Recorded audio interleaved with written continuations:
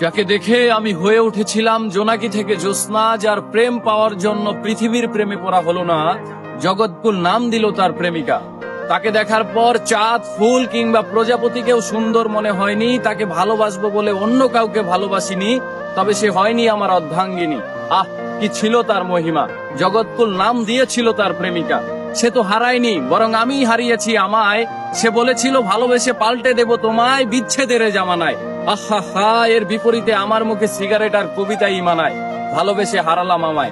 তাকে করা স্পর্শ অথবা তার করা ক্ষিপ্র চুম্বন যেন লেগে আছে আজও ঠোঁটের কোণে। শুধু নেই নেই সেই অনামিকা, যার নাম দিয়েছিল জগৎকুল প্রেমিকা। আমি শুনেছিলাম পৃথিবীর মানুষেরা চাইলে সবকিছুই হতে পারে, তাই আমি চাঁদ, সূর্য, মহাবিশ্ব চাইনি হতে, শুধু চেয়েছিলাম এক জনম তোমায় ভালোবেসে যেতে।